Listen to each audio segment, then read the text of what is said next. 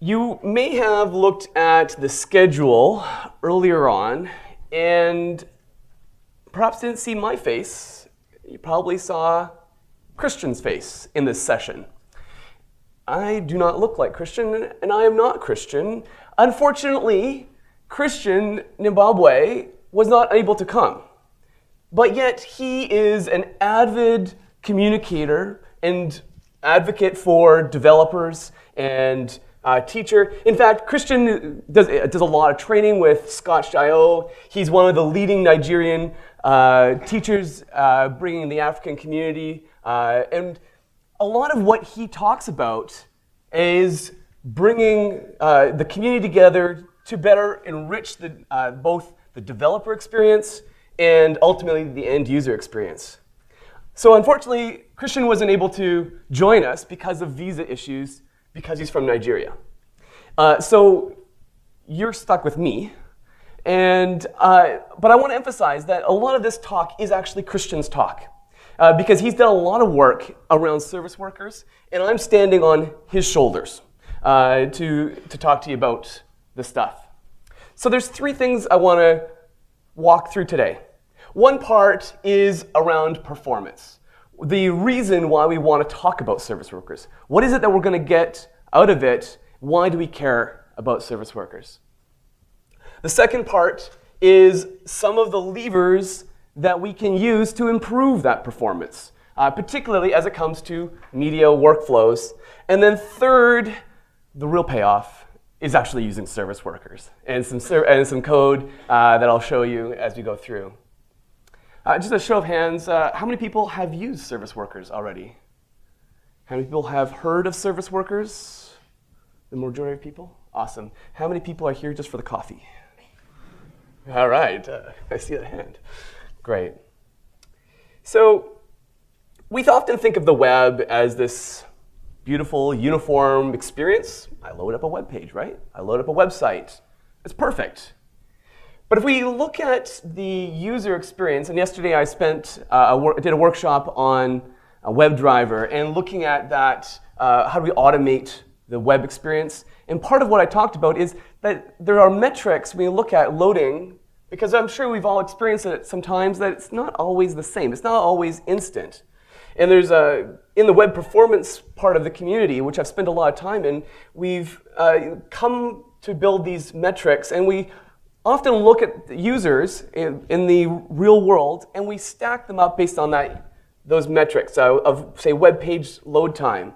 And so you'll often see a histogram like this.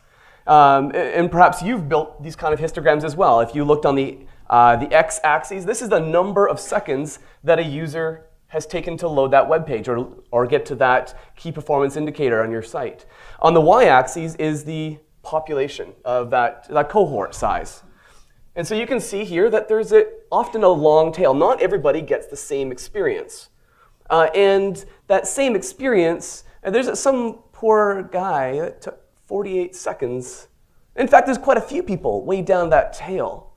And there's a lot of research out there that says, hey, what's the best time? Does it matter?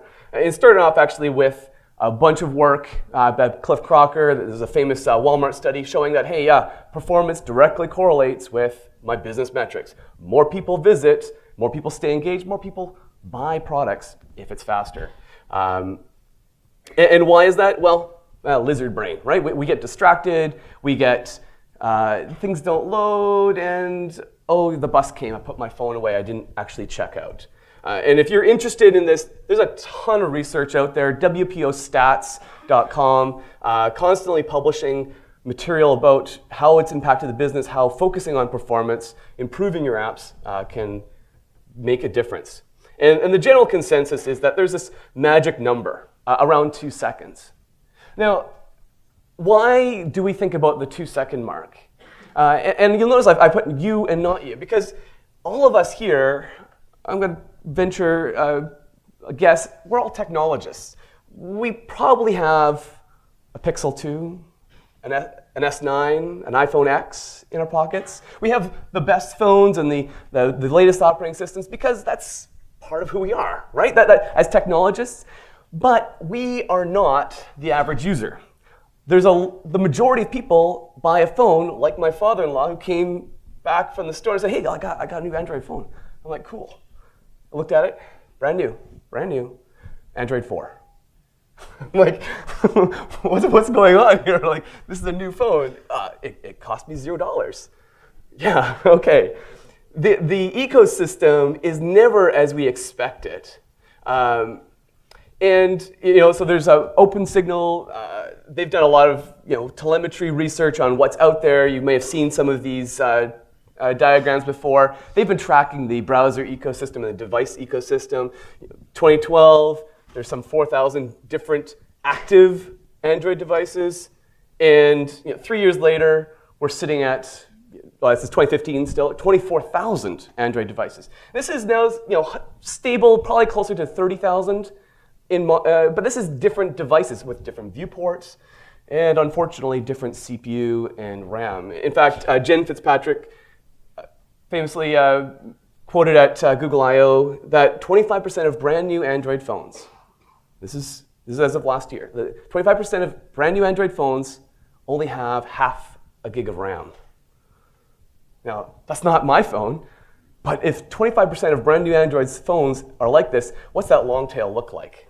And so these have impacts as we load the user. So this is a talk really about the little guy. We want to talk about him as the, how can we improve that user experience out there? Now, there are a lot of different aspects when we talk about the web, and we usually think about the users that are out there. Now, Christian will often talk about the next billion users. Who are these people? Even the baby up there, he's part of that next billion users that are yet to come online.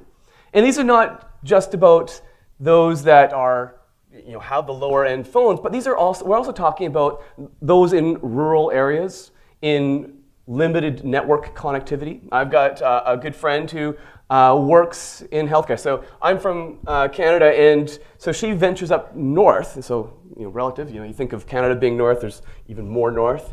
And she's a doctor that spends time in these communities, and she spends most of it offline because all they've got is a limited cellular connectivity, and yet she's got to do X-ray evaluations. She's got to do communication with different hospitals. The experience is not always uniform, even here in the US, even here in North America. And these next billion users are not that far away. We also have accessibility. We also have a lot of different limitations that these next billion users are coming online, but we've got to bring a lot of capabilities to support that. So when we often look at the web, we probably think of a web page loading with all of these things. Now, how many people get those help desk tickets about the page is taking too long to load, your app is too slow? Got a few hands. All right. So what can we do about this? And so this is where we're going to start talking about service workers. Now, as many of you have heard of service workers, it's this brand new, shiny tool that can do all things. It's singing, dancing, it'll save the world. Now, the service worker spec has been around for a couple of years, and it's evolved, and we've learned, and we've adjusted. And Google's been a very strong proponent of it, and we found access to it within the Chrome ecosystem. It's fairly stable. So what can we do with service workers? Well, it starts off by the number one thing you'll hear about is caching and be able to provide that offline experience. As well, because we're part of that life cycle, we're able to get involved in the middle and intercept those requests as they come through from the browser. And we make these requests back and forth. We can adjust the resources, or perhaps, and this is where the offline mode really comes off in, is to be able to say, oh, you're not really on the internet, I'm going to give you an old version, even though it's not supposed to be used. You're offline, we're going to give you that.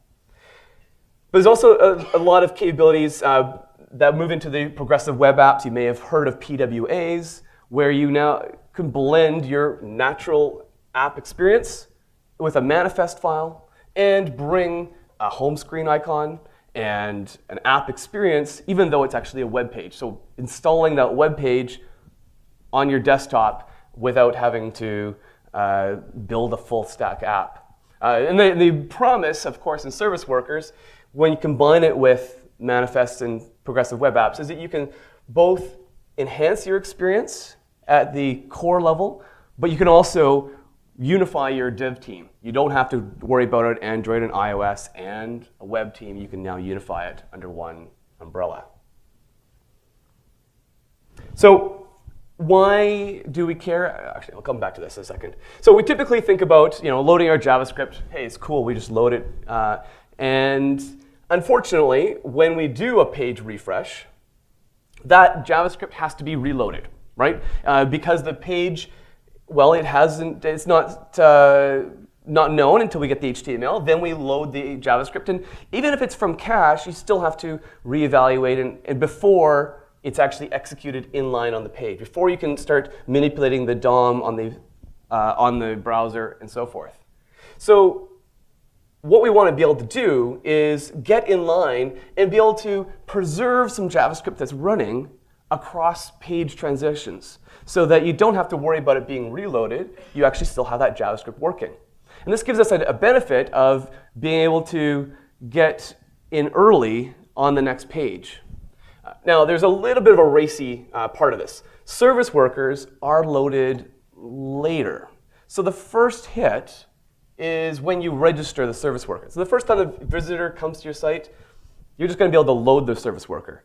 But once they're there, then the next page, your loyal users, as they transition through or they come back tomorrow, you'll have this little bit of JavaScript that you can that's running, it's hooked onto events that you can intercept and move on to the next activity. Turning on service workers, it's actually really, really simple. Just check for the service worker navigation. Off of the navigator, look for service worker, and just register your little bit of JavaScript. Pretty straightforward. And once you're there, if you're looking at your dev tools, you'll probably see it right at the end here. You'll see the service worker loaded. Now, it's loaded as a low priority because, of course, the browser has other things to do. The first time you've hit the web page, first time you're going to the BBC, you want to load the page. You want to get the news to the person. Once you've done that, then the JavaScript that's executed to load the service worker carries on. But once it's there, you are in control. That service worker is running as a person clicks on the next news article, as a person moves across or comes back tomorrow. So you may have seen diagrams like this. What is it the service worker really is letting us do? And I lost, oh, there you go. Service worker is letting us act in the middle of the page as it makes these requests. Some people liken it to a proxy. It's not quite a proxy, but it's a good analogy. It allows us to take the request and look at, manipulate that fetch request on the wire and redirect it to either an existing cache entry or adjust the request as it goes all the way through. And then the obvious use cases are where you have like big platforms. You've got content that's being jammed in by your content creation team that went and watched a YouTube video. And they say, oh, I can just punch this little bit of HTML snippet, and away we go. And this service worker now lets you act as a safety net, as one function, to ensure that, hey, those images for that banner is going to be, we're going to change that, make sure it's actually a JPEG, make sure we make the JPEG request, or make sure that the image is, that the content is online. What other things can we do with these kind of requests? And so, I'm from Cloudinary. I focus on images, and I didn't mention it before, but I'm one of the authors of High Performance Images. I spend a lot of time. Everything looks like images and video problems to me. So bear with me here. But image optimization, video optimization is actually one of the best things you can use Service Worker, aside from the offline experience. Because it allows you to not only do progressive loading, not only do adjusting resizes, but you can also do prefetching. Go start warming up the cache ahead of time instead of responding to the user. There's a number of these functions and features that you can enhance your site experience using Service Workers. So now that we've loaded our Service Worker, what can we do inside it? Now, a Service Worker is really just your plain old JavaScript. So you can overload a lot of the same library code that you've been using in other spots. A really simple example here, and this is just the JavaScript, you add an event listener for fetch. Now fetch, if you're not familiar, is the preferred model instead of using XHR or XML HTTP API calls. Use fetch, and so we're just going to add an event listener for fetch. And so whenever a network request for fetch happens, we're going to be called before it egresses onto the network, before it makes the call to the network. And then we can just take a look at, say, is this fetch from an image? Is this from JavaScript? Is this from, what DOM element is this initiating from? So we can quickly look at that by looking at the request object on the fetch. And in this case here, I'm looking for an image. And then we can just pass on and say, this event, I'm going to respond with a new fetch. Now, because I'm responding from this event with a fetch, it's not going to loop back. It's going to be passed on to the next layer. But this respond with allows me to respond with either my straight base64 byte stream or with, in this case, I'm just passing in a new URL for it to go. Well, that's not a new URL, it's the same thing. So this is not really doing anything. Let's add a little function called downscaled. That function will now change the URL a little bit and send that up. Now, why would we want to change our URLs? Well, as I said, resizing, and okay, those are nice things to say. Let's talk about these user experiences, because one of the things I mentioned is that not only our devices are they lots of different viewport sizes and CPU and RAM, but also our networks are not as stable as we would like to think of. This is, again, research from OpenSignal published in December last year from a global sample. You can take a look at their research. And each one of these dots is the median experience per country. And on the x-axis, you have the speed. So on cellular, hey, it looks like the world's actually getting pretty fast. Our maximum speeds look like they're in the 30, 40, 35 megabits per second. If we can ramp up and get that throughput, great. But look at that availability axis. This is when the device wants network activity, is it there? You'd expect, perhaps, that the US and Canada would be that dot in the upper right-hand corner. It's not. Canada and the US sit right in the middle at about the 75% availability, meaning that 25% of the time, even here in the US, 25% of the time, users pull up their phone and they can't do anything. They can't go to the next page when they want to. Or it's slower than they expect. It advertises 4 bars, but everything's slow as all get out. And so it's because of this that we might want to actually consider changing how the user what kind of resources we send to them.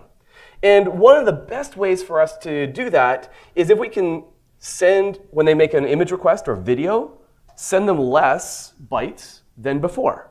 Now, of course, the simple answer is always, okay, if you've heard of responsive web, responsive images, but that just means that if you've got a phone, you're going to get a very big pixel-wide image. What else can we do with it? Well, so I did a bunch of research in preparing for the book, looking at the top 1 million images. And this is a CDF, cumulative distribution function, of looking at image width and the bytes. And so the legend here is different congestion window segments. But basically, if you look at that 0.5 and kind of walk across, you can see that as we increase the width, basically we're doubling, each one of those lines is basically a double of our byte size. And so the gap between a 600 pixel wide image and an 800 pixel wide image is nearly twice the bytes. So let me just put this in a different view. This is the median experience. So that 600 pixel wide image, the median is about 30K. Going up to 800K is 74K. That's the median. The 95th percentile is even wider distribution. So the best way for you to actually reduce bytes is not by changing the quality rate, quality index on, no, don't go to quality 50. Don't change your video bits per second. Actually change the dimensions of your image or your video. Change it from a 1080p to 720 to a 360. Change the dimensions of your images. Instead of sending them a nice, crisp 1,000 pixel image, send them a 600 pixel image. And let the browser do GPU upscaling. So if we can detect when the browser is in these hostile network environments, when the browser is in an environment that's not the greatest, then maybe we can just change the dimensions of this image. And it will come across faster, and we'll get the best of all of the worlds. And so to do that, one other thing I'll highlight here is it actually benefits not just for the network, it actually benefits for the device itself. If the device is low in memory or doesn't have a lot of memory, changing the dimensions also impacts the amount of memory that the browser has to decode. Because remember that this image that comes across or video that comes across, that's the compressed form. It's got to be inflated before it passes it over to the GPU, which means that if you have, say, an image of the Toronto skyline here, 1,200 pixels, that each one of those pixels has to be inflated by 4 bytes for red, green, blue, and alpha. That's if you've got standard sRGB. It's actually 10 bits per channel with P3. So it's a lot of basically it's a lot of RAM. So instead of that 20K image that you might be sending across, it's now 2.5 megabytes of RAM, which you might think, it's not a big deal. But for video, that's a lot of RAM you've got to decode and manage around. For a lot of image heavy, you've got rich content as people scrolling through your Instagram feed. All of those images have to be decoded and managed in memory. So the same function that you can do to save bytes across the wire, by reducing the dimensions, can dramatically save the actual memory use. So that inside of that service worker, we've got some great APIs we can use. We can take a look at that fetch event and say, just check to see, hey, is the device already in save data mode? In Chrome, the user can opt in to the client hint called save data. Or we can take a look at the navigator connection.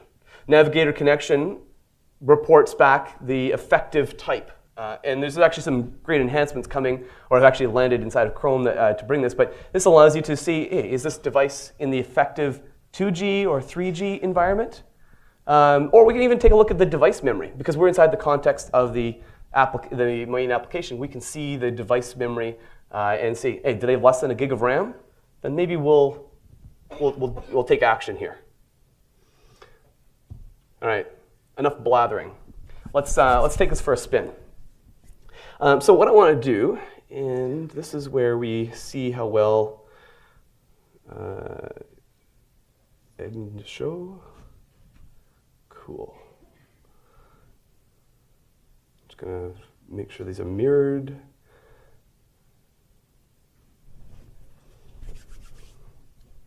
Okay, so here I've got a little code pen, and I'm just gonna reload this page, and you will see this service worker. Actually, let me load it up in a new incognito. On the network tab here, you'll see at the very end, do you see this service worker loaded? It was loaded at the very end after all of the things were done to load this page. Now, this first request, when we made the request, let's filter for our images. Ooh, okay. you'll notice that this image was 248 kilobytes. Now, I'm going to change my environment here. I'm just going to emulate a 2G environment. This is part of Chrome Developer Tools. They've got a lot of capabilities for you to empathize with those users that may not have the best experience, changing CPU, changing memory, changing network, changing display. And so now I'm going to refresh this page. And if I am, okay, and you can see it's going to chug along, take a little bit of time to refresh because I'm pretending to be on a 2G environment. Chug, chug, chug. Oh, this would really suck if this was the real world. Oh. All right. Now, where'd my image go? If this worked, demo time, yeah. That 200K image is now a 6 kilobyte image. If I can zoom in here, you can see it. 6 kilobytes instead of that 200K. And that's my service worker taking action and intercepting the request and saying, oh, I see that you're on a 2G connection. Actually, let's go take a look at that code. So you know that I'm not lying to you here. All right, so down here you can see that it's that same code. So send the downscaled, and it's checking to see my effective connection type to see if it's 2G. So this is one way that we can reduce the bytes across the wire just by checking to see if the user is in a hostile network environment and adjust the dimensions of the page going through. So what else can we do with this? Now there's a bunch of other capabilities. As I mentioned, one of the common ones is around caching and making sure that things can work offline. But there are other aspects that we can also do. And let me show you a few experimental aspects. One is around progressive images. Has anybody heard of progressive JPEGs? A few hands. You've probably experienced it where you see that image and it kind of fades in and it becomes clear. It goes from blurry to clear. Well, it turns out that you can use that in a couple other ways. When an image like JPEG or JPEG 2000, these are all images that can support this progressive format, which means that they have scan layers. And let me just show you what I mean by a scan layer. If I've got an image here, and at each layer, it adds more and more detail. So the first scan layer in a JPEG is pretty gross. I don't know what that is. 2, 3. Okay, it's starting to get a little clearer. 5. Once we get to this layers out here, this image that we are, and I'm going to get down to a reasonable. You can see that this image starts to come into clarity, but at the very early stages of the scan layers, it's very gross. Now, this is another aspect, another technique that we can use, particularly in responsive images, where we want to send maybe a smaller image to a smaller display and a larger image to a larger display, where perhaps we don't want to adjust it for network, we just want to make sure that we send the right size, and we don't want to necessarily make different versions. We don't want to resize all the different widths all along the way. So this technique here, and this is very experimental that Eric has been working on, allows us to just load maybe just a little bit of the beginning, and if we're shrinking it down, that little bit of the beginning is actually enough to make it a clear image in a smaller context. So here we have, I'm just loading it here. I've got a nice big display. It's loading the whole thing because I've got a big display. But let me just adjust this and turn it into, I'm going to pretend this is let's not use an iPhone. Let's use a Pixel 2. All right, so here we have the image is fairly small. I'm going to reload this image. And because it knows that I'm in a smaller context, I've only loaded 72 kilobytes of the 200 kilobytes, just because it's a smaller display, smaller form factor. So what I'm doing is I'm actually using the service worker under the hood, and it's figuring out, oh, instead of loading the whole image, let's turn this into a range response and load the first 20K, and then maybe we'll just do a few chunks of that range request till we get enough for this loaded display. So this allows us to do some very low-level network interactions that you normally can't do in JavaScript. And if you can, it's going to be limited to your capabilities. In this example here, we're intercepting all of the image requests or all of the video requests and be able to change the way that it dynamically loads. All right. So there's a lot of capabilities that we can use service workers for. Some of the other ones that, as I mentioned, are for lazy loading and below the fold. At the end of the day, what we want to do is we want to use service workers to help improve the user experience. But it does feel a little weird sometimes because it's not exactly, I'm creating a service that's going to run in the background that's not exactly like real world. Now, what I can share, though, is if you look at those out in the industry that have used and implemented service workers for multiple purposes, whether it's for just simply offline or others, that the results have been great. Flipkart from India has seen huge adoption improvement because, again, India suffers from the same kind of challenges of being a very big country with very tight spots. We've got great cellular connectivity, but a lot of the rural areas don't have the same kind of stable network. And so by changing and using service workers, they've improved not only the conversion rates in the country, but also out of country. Similarly, housing.com, similar kind of improved experience, that bounce rate, because you want to reward your loyal users, and whatever you're doing that slows the site down, they're going to bounce. And so if you can improve that experience, that'd be great. Now, one last objection you're probably going to throw at me and say, well, okay, interesting. There's some cool things we can do for videos and images and other content with service workers if I know that all my users are on Chrome and Android. But what about the other browser that we shall not mention? So the good news is that Safari 11 brought in service workers. And service workers, they've had a little bit of a rough patch as the adoption has come through. But as of now, at 11.4, and as we look to iOS 12, service workers are rock solid. And this just goes to show that the benefit here is not just to the Android ecosystem, but the benefit is ultimately to the end user. And when it's good for the end user for battery, when it's good for the end user for network saving data, then you'll see adoption across the playing field here.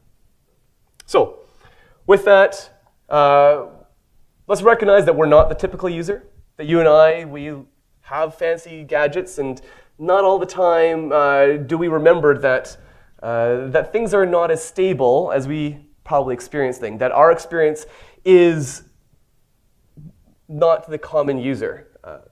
So let's use service workers among our normal tool belt of techniques to improve the user experience, but use it to adapt the user experience just in time. And of course, use offline caching in this process. And when the specific action I'm sharing with you today is when we talk about images and video, probably the biggest win you can get is actually reducing the byte size by reducing the dimensions and let the GPU do the upscaling to improve that, not only network, but also memory and battery. So with that, thank you very much, and let's continue to remember the little guy. Thank you.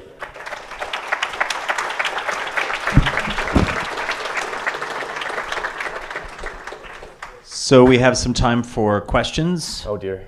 Oh. I don't see any hands. Yeah, I see actually a lot over here. Wow. I just had one question. There, in your code, you had save data as like one of the fetch headers. Yeah. When you were loading the images, were they all being loaded via fetch, or were they image tags? Well, so the image tags, they are image tags, but they initiate fetch requests under the hood, right? So what's happened over the last number of years is all of the API calls, particularly because of Service Worker, are exposed as fetch events. So before the image tag is picked up by the preloader, so that's the the thread that walks ahead, picks up things, and stuffs the network, or through the regular DOM loader. Those events, before they go through and make the IPC call, the inter-process call, so usually your browser tab has to make an IPC call, then to go to the cache, and then it says, oh, I don't have it in cache, I go to the network. So before that now, it actually creates this fetch event. So it is an image tag, but it's also a fetch event for your service worker. So it looks like it was some code that was created. So it's consistent is what it becomes. Make sense?